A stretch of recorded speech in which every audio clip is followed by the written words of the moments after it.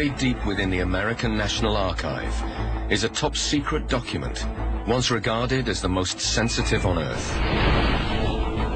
In 1930, America wrote a plan for war with the Red Empire, her most dangerous enemy.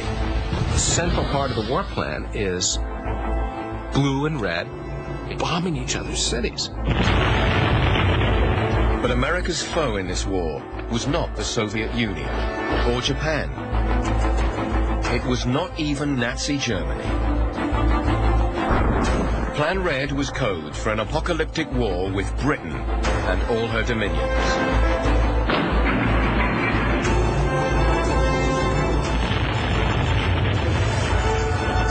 The plan emerged from the Great Depression amid the rise of evil regimes, at a time when even some in America had been seduced by dark forces.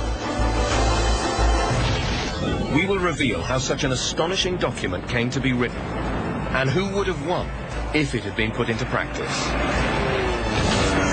We will show how our greatest ally almost became our deadliest enemy.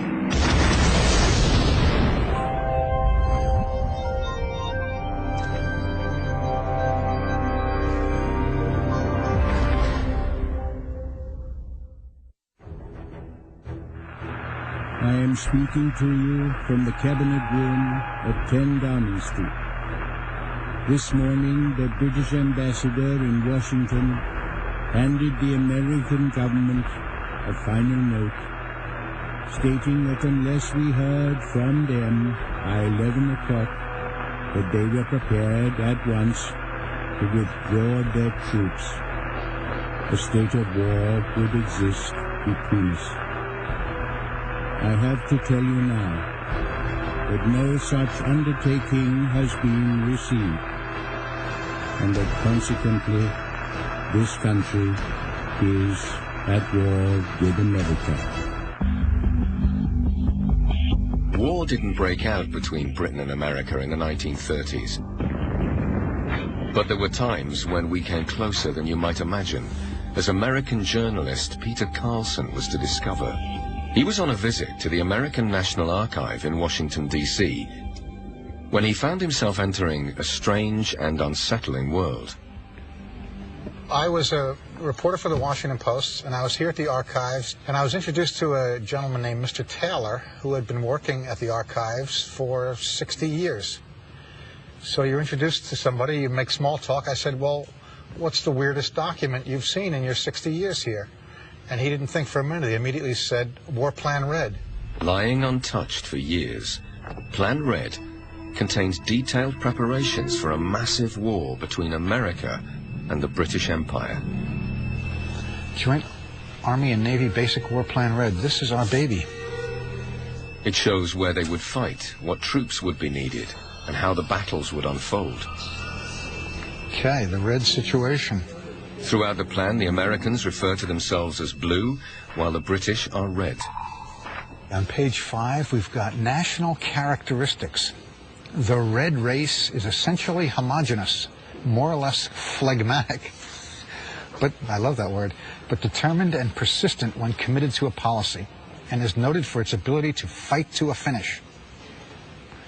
I think that's a compliment, I'm not sure.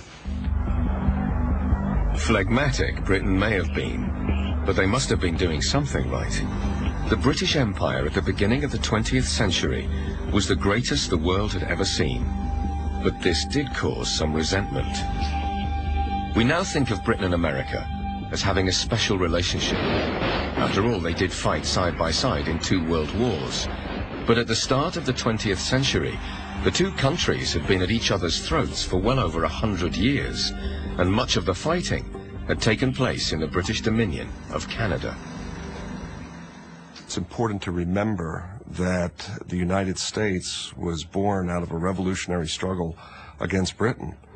Our national anthem, the Star-Spangled Banner, is about how Americans successfully defended Baltimore against a British assault.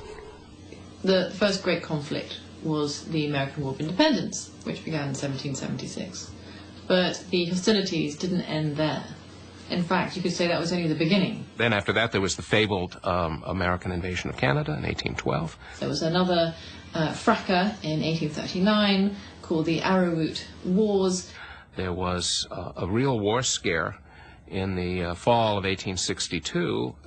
Britain mobilized its full contingency force of over 20,000 regulars and brought them to Canada within a couple of weeks. Then we had the Fenian invasion in 1866. This was about 800 Irish Americans who tried to invade Canada, thinking this might frighten the British into liberating Ireland.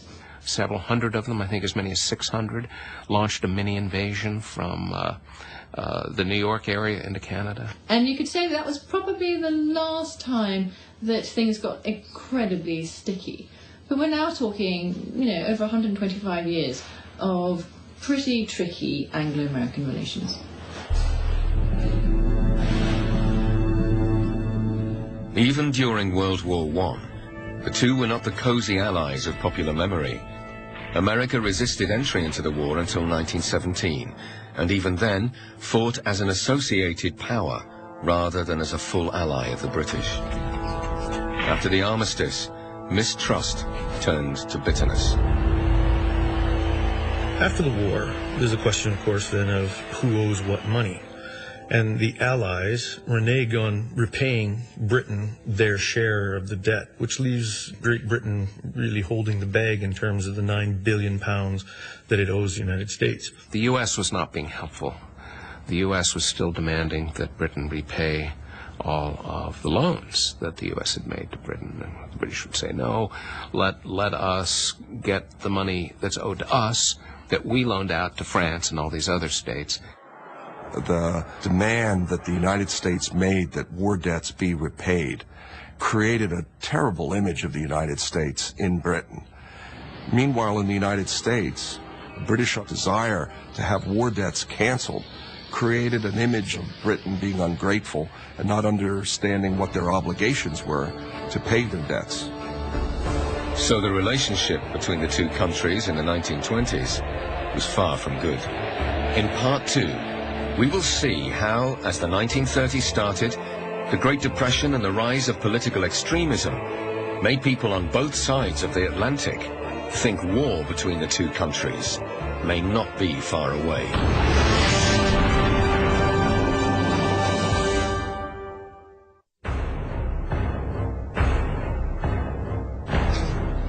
The existence of an American plan, written in 1930, for war against the British Empire, now seems shocking. But America and Britain had been at each other's throats for much of the 19th century, and because of the land border with America, the British Dominion of Canada was where the two countries tended to come to blows. On the Canadian side of the border, you can still find places like Fort Henry, built by the British to deter American aggression. What is incredible is that preparations for war against the British Empire were still taking place just across the border well into the 20th century. This is Fort Drum, one of the largest army bases in the USA.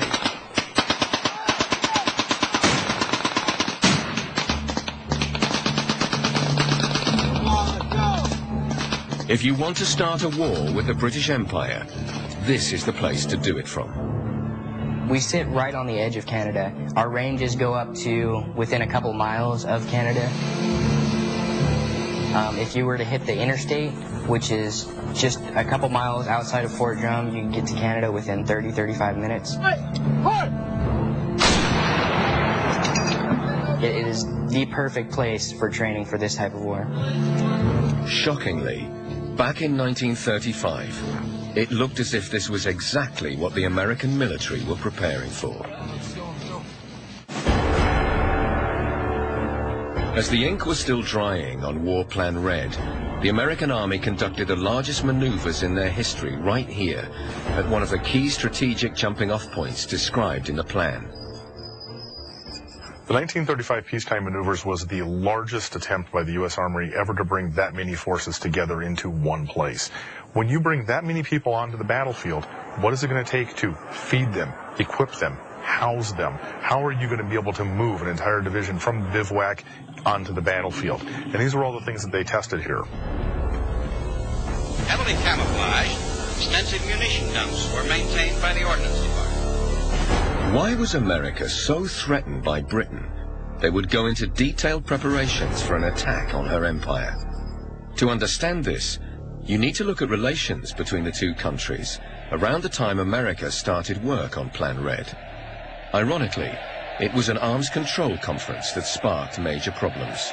As the 1920s proceed, things are reasonable, but then they go into a pretty steep decline after the Geneva talks in 1927, again dealing with naval power. There's a big dispute between the British and the American over cruisers. Then there's a little thing called the British Navy. From 1588, when it licked the Spanish Armada, the greatest battle fleet in the world. An arms control negotiating process highlights the tensions and conflict. So what is a process that's meant to move away from thinking about war and away from armaments and away from possible confrontation, actually in the context of the negotiation might highlight the differences and the antagonisms and frustrations. The talks go very badly, and at that point, it's at that point and the immediate aftermath of the 1927 talks that there is conversation in Britain among leading ministers about the idea that war is not inconceivable with the United States. Even Churchill says, people say that it's inconceivable, but of course we all know that it's not. So for Churchill, it's not that war is likely, but it's that war is certainly a possibility if we get ourselves into a position where the Americans can feel that they can push us around whenever they want to. It was against this backdrop that the military started work on the plan. They were well aware of what an incendiary document Plan Red could be. One of their army chiefs described it as amongst the most closely guarded documents on Earth. It was therefore all the more amazing that they made a series of incredible blunders that let the world know what they were up to. The construction of many new airfields was necessary in order to accommodate the large numbers of planes required for the extensive operations. The war plan leaked out many times. In February 1935, there were hearings to build these secret air bases. The section of the hearing that was in secret, this was supposed to have been redacted as a secret testimony. But the government printers published the whole transcript. It's on the front page of the New York Times, May 2, 1935, that the U.S. has budgeted money to build 3 air bases on the Canadian border, 1 to be camouflaged for the purposes of surprise attacks on Canada. Portable landing mats make a firm landing area through which, in time, grass will grow, camouflaging the field from aerial vision. When President Roosevelt saw the newspaper stories, he was furious, but mainly because news of the secret hearings had leaked out. He told the British and Canadians there was nothing to worry about, but it was hard to hide the fact that many in America would have liked nothing better than a showdown with Britain and her empire. Press opinion on the whole was pretty nationalist, and each side was raking the other over the coals. And of course, newspapers are very important, both for stoking public opinion, but also sort of representing public opinion. The East Coast generally is, I mean, in this period they've become slightly Anglophobic, but on the whole, the East Coast are kind of pro-British. Middle America is very anti-British. The West Coast is anti-British. The South is ambivalent. But certainly in mid-America, in Chicago, and all of these places, the Chicago Tribune is owned by a man named McCormick, Irish-American, hates the English. America felt that, Britain would throw the U.S. under the bus in order to stay number one. And that would take the form of preventing the U.S. from engaging fully in foreign trade or having access fully to all the world's resources. And so there was a sense that somehow the British were a cynical and devious and manipulative power. Faced with such a dastardly foe, the Americans were happy to contemplate any measure to keep the British at bay.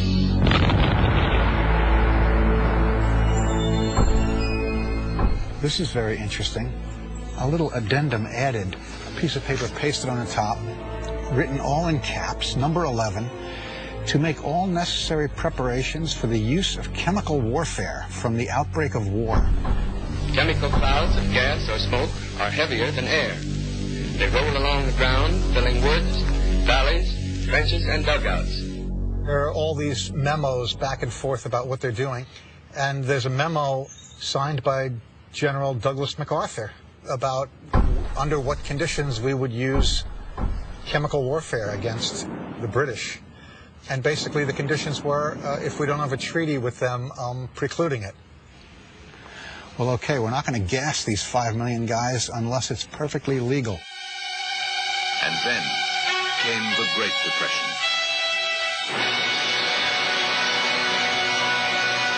To make matters even worse, the world economy was teetering on the edge of an abyss. Looking at these war plans, it's a very dark spirit of the age in the early 1930s. We were wrestling with the worst depression in our history. Some of us were out of jobs. Some of us stood in bread lines. Some of us suffered homemade aggression. Some of us were choked with dust. Some of us had no place to go. I think that had some capacity to color these plans. At the very least, war seemed more possible after 1930 than it had in the 20s.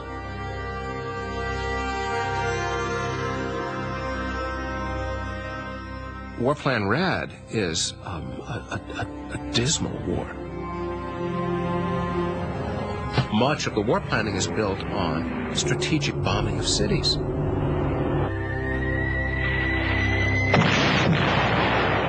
In the war plan itself, it says industrial centers. Well, what's an industrial center? It's Albany, it's Toronto, right? So a central part of the war plan is blue and red, meaning, you know, Britain and Canada and the United States bombing each other's cities.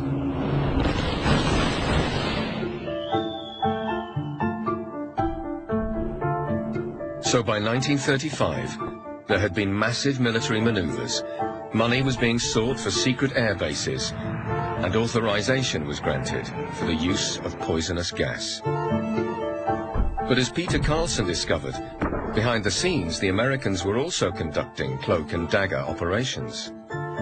March 26, 1935, subject military reconnaissance. Colonel Charles A. Lindbergh, there's a famous name, flew to and was present at Port Churchill on the west shore of Hudson Bay from August 1st to the 3rd, 1931. No written report of his conclusions as to the practicability of that area for seaplane work is available. Looks like they're willing to send Lindbergh over to spy, but they don't really want to start a war. Well, Lindbergh is the first guy to fly the Atlantic in 1927. 4 years later, in 1931, he's on this shadowy mission, presumably from the American Army, to scout out the possibilities of using seaplanes along the Canadian border. What gives this special resonance is that Lindbergh, the all-American hero, was also a keen supporter of the burgeoning Nazi movement in America. He kind of got a little palsy-walsy with the Germans, the Nazis, to put it bluntly, and was a leader in the America First movement, which was sort of quasi-pro-German or neutralist. This shocking footage shows Nazi rallies taking place in the heart of America during the 1930s. States of America as a republic for which it stands, one nation, indivisible, with liberty and justice for all. Was it the case that Lindbergh and the other American Nazi sympathizers thought Hitler would support them in a war against the British? It turns out Hitler thought war between Britain and America was inevitable. But if American Nazis thought Hitler would aid them against Britain, they were barking up the wrong tree. Hitler wanted war between Britain and America, but amazingly, he wanted the British to win. He thought that would be the best outcome for Germany. Hitler looked back at the history of the British Empire, very ruthlessly striking down its rivals one after another to, secure its global dominance. And Hitler looked at the British, and his assumption was that the British still had this in them, that this was something that they were still capable of. So, for him, it was just a perfectly natural thing to assume that the British would view the Americans through the same sort of lens, this sort of Darwinistic lens that Hitler himself used, and that he could work with the British potentially against the United States. Hitler was convinced the British would act as they always did when faced by a newly emerging power: war. By this logic, to Hitler, a conflict between Britain and America seemed inevitable. Britain, during the 18th century, emerged as the world's superpower as a consequence of a series of wars fought against rivals, against Spain, against the Netherlands, against France. In the 20th century, Britain faced the rise of Imperial Germany and the United States, two rising powers. This situation looks very similar to what had happened in the past, and all the ingredients were there for another major war.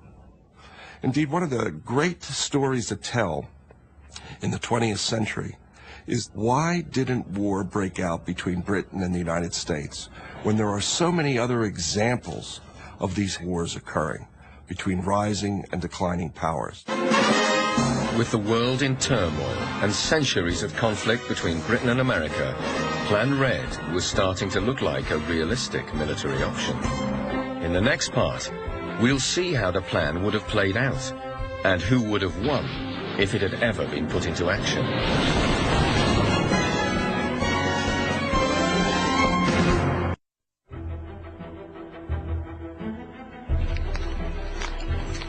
Plan Red was developed by the American military in the early 1930s for war against the British Empire.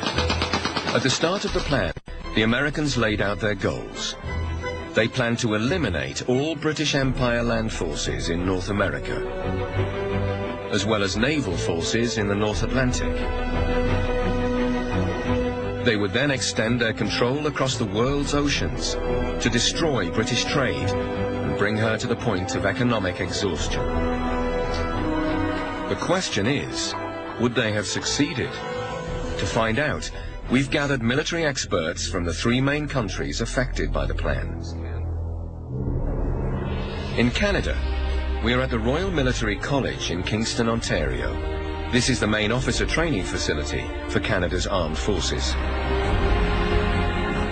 In the UK, we are at the Joint Services Defence Academy in Shrivenham, which is where senior officers learn how to fight major wars. And in the US, we are at the Naval War College in Newport, Rhode Island. Much of the original work on Plan Red was done here.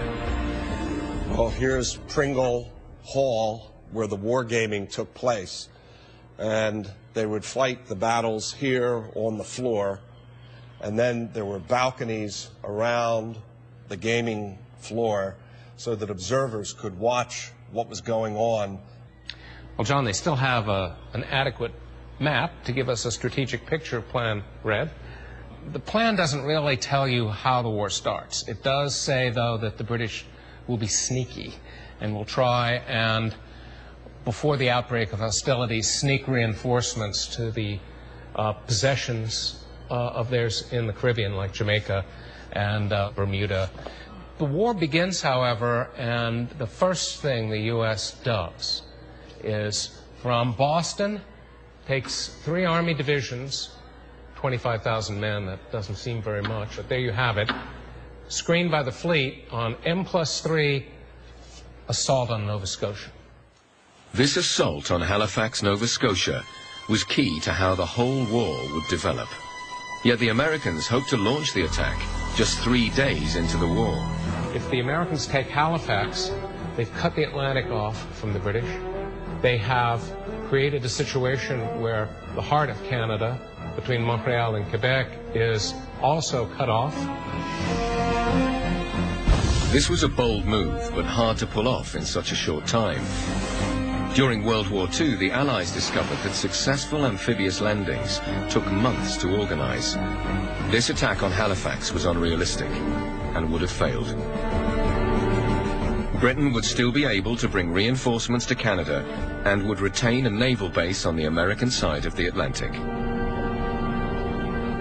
From Halifax, the British can blockade and force the U.S. fleet, if it doesn't give battle, to move farther south. The Americans reckoned that if their assault on Halifax failed, Britain would have a naval task force and 8 army divisions in Halifax within 30 days. Faced with this prospect, the Americans needed to mobilize, and fast. The second major element of the plan is to form a giant field army here to drive north into the heart of Canada. This army would be used to launch 4 attacks. One of these would come from the Fort Drum area up towards Ottawa and Toronto. A second would strike the Great Lake border crossings near Buffalo and Detroit. A third would head north into the center of Canada around Winnipeg, an attack that would cut Canada in half.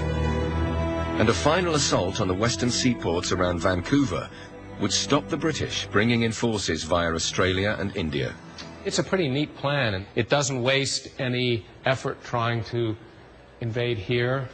It does talk about seizing bridgeheads here at Sault Ste. Marie, at Detroit, and also here at Niagara Falls, so that the Canadians can't attack these major U.S. industrial centers and at the same time keep the flow of goods going in the Great Lakes. So there'll be a battle for naval supremacy in the Great Lakes again.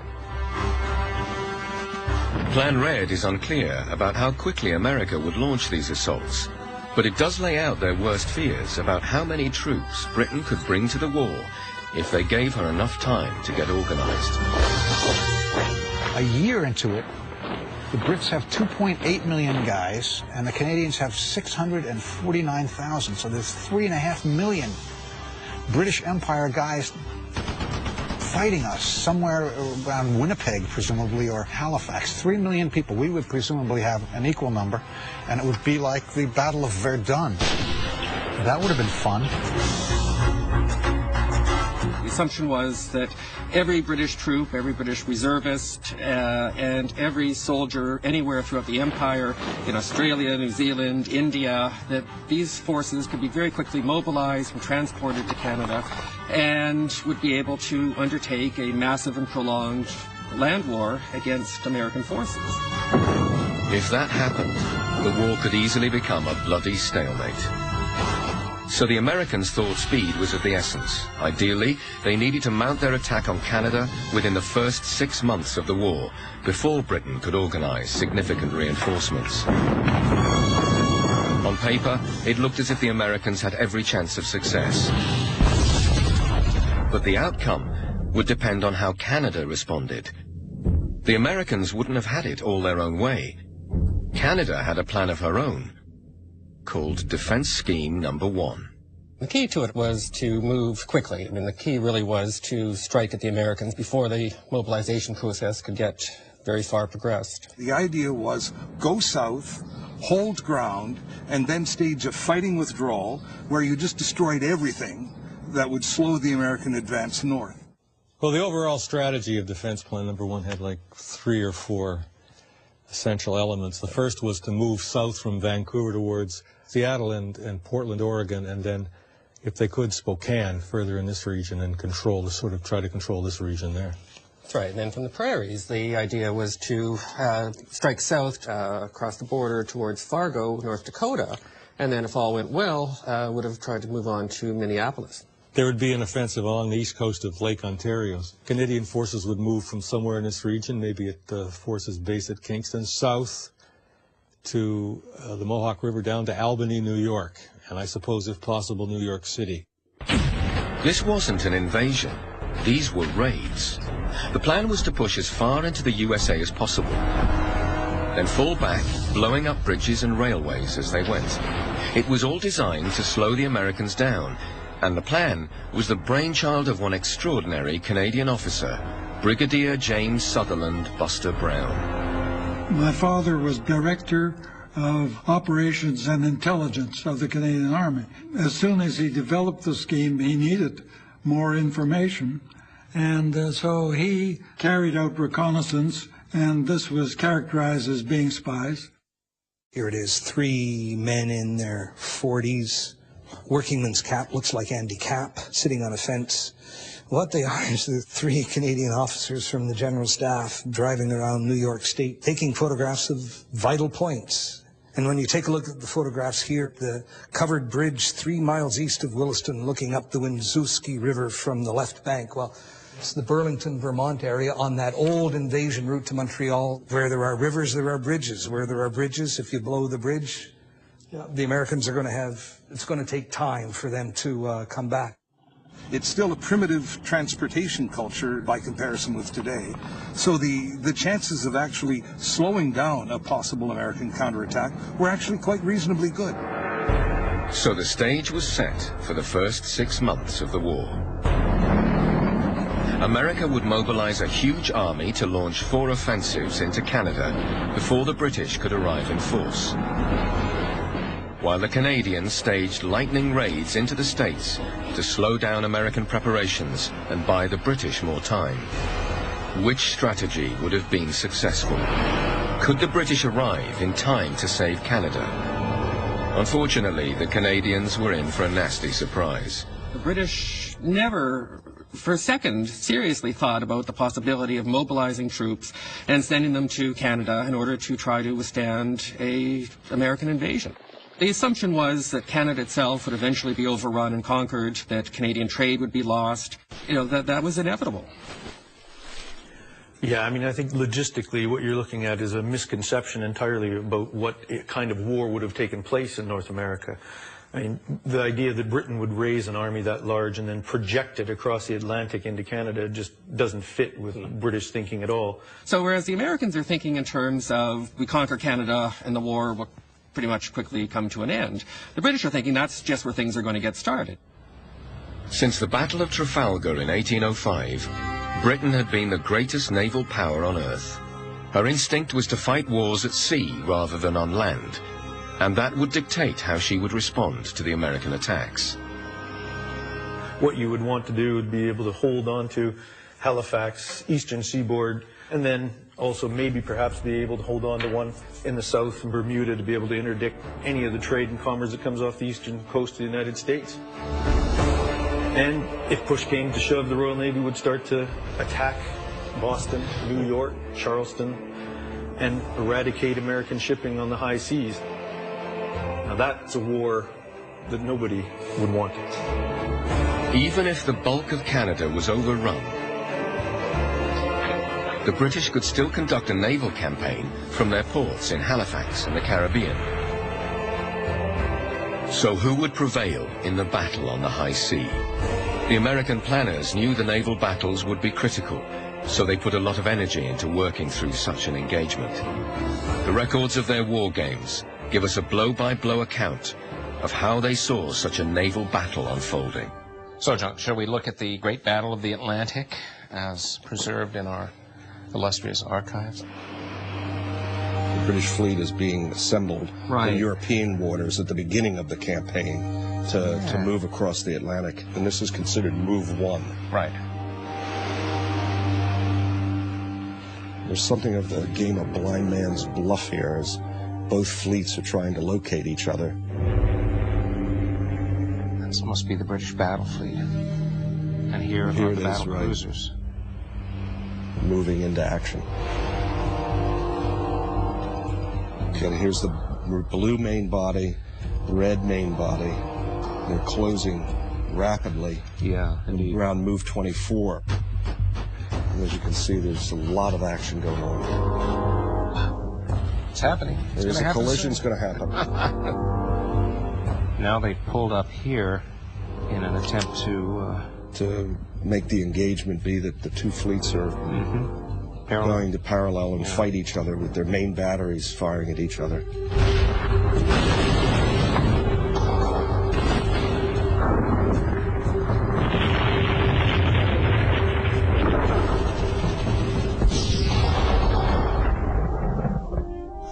Highly exciting. Oh, here, and here it is. Ladies and gentlemen, is the outcome. Here we see some submarines sunk, destroyers sunk, but look at the damage here. Yeah. Torpedo hits, 500-pound bomb direct hits, Oh, this is very much like Jutland, though, because there's simply damages. There are no battleships sunk. This isn't decisive. These losses are heavy, but they're not decisive. The conclusion of the war game was that the two navies were evenly matched. It would have been virtually impossible for either to achieve outright victory, which suited the British just fine. British hope was that this would be enough, that you can't protect Canada, but if you can make things difficult for the Americans and cause them enough sort of economic dislocation and just inconvenience, that eventually the Americans are just going to get tired of it and say, okay, we've hit a stalemate, there's a deadlock here, we don't have anything left to gain, we've got Canada, now's the time to bargain and to negotiate some sort of a settlement. In the end, the war would have cost thousands of lives, caused devastation in Canada and all along the American border, but at sea, the British Navy could have held the Americans at bay. Canada would have been lost, but the British Empire and her trade elsewhere would be intact. But if there really was so much ill feeling between the two countries in the 1930s, how did we end up as such close allies just a few years later? In the next part, we will find out.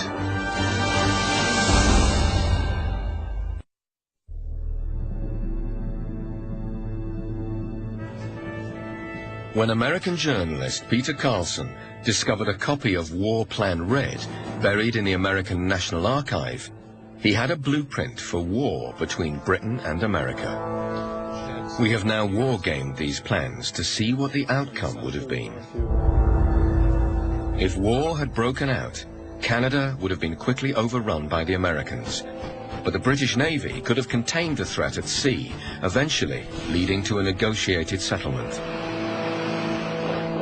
However, despite the enthusiasm within the American military for Plan Red, as the 1930s progressed, the plans were becoming ever more detached from political reality. That war didn't occur between Britain and the United States is due in part to the statecraft of the leaders of the time. The First World War was a horror that no one wanted to go through again. Hundreds of thousands of their brothers and friends had been killed. There was nothing beautiful to them about war, and they had no desire for another. Leaders of the interwar period had a crystal ball in front of them that the leaders before 1914 didn't have.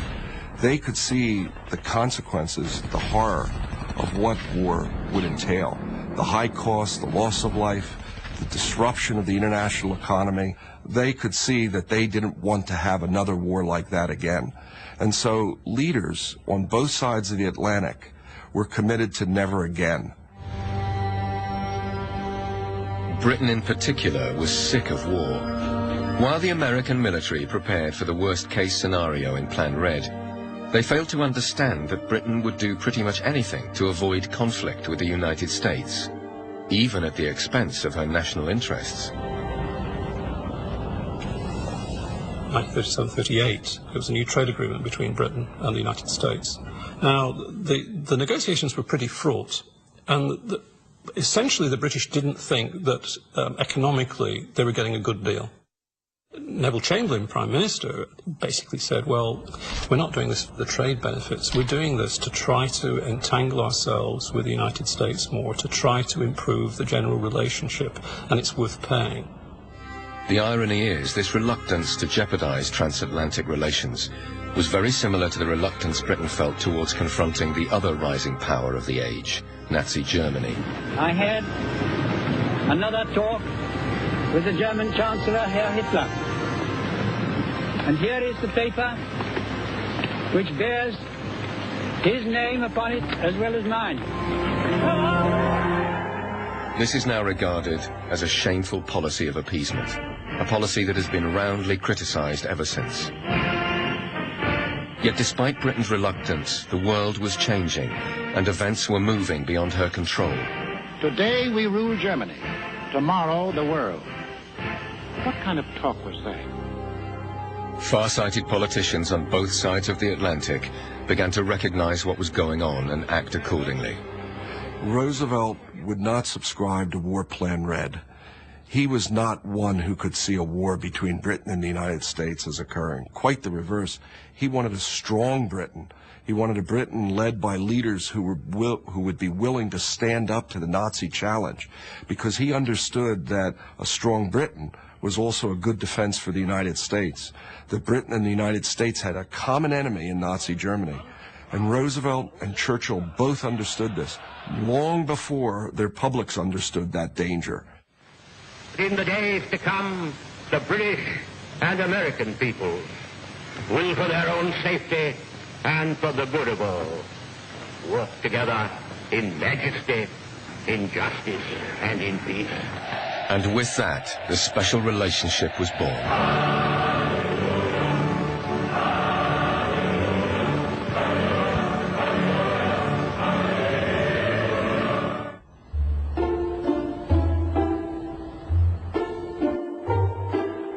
With hindsight, it seems incredible the two could ever have planned for war against one another. So what significance did Plan Red actually have? I think the lesson for today from War Plan Red is the way that in the context of your era, you become a kind of paranoiac, imagining enemies and preparing for wars that are based on your imagination. You can imagine how these things come about. War planners have to plan for war.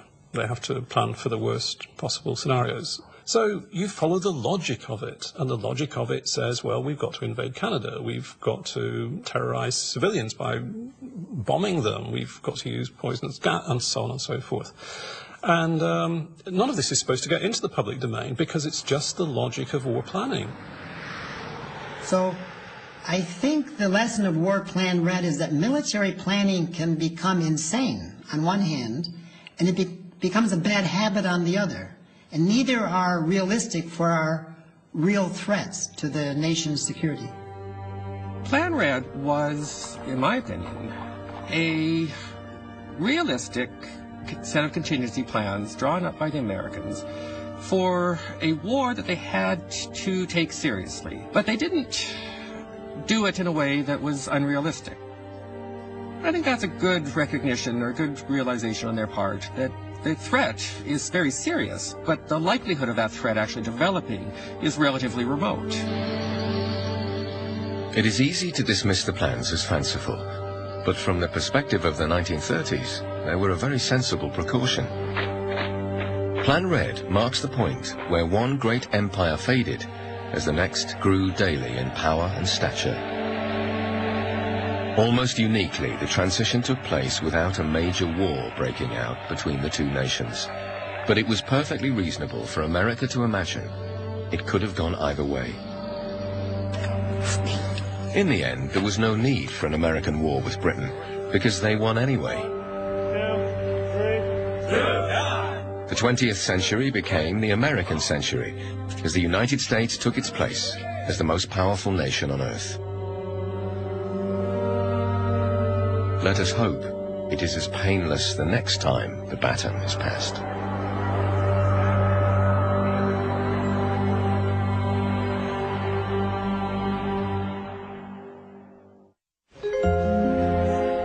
And Plan Red itself? It was to meet an ignominious end.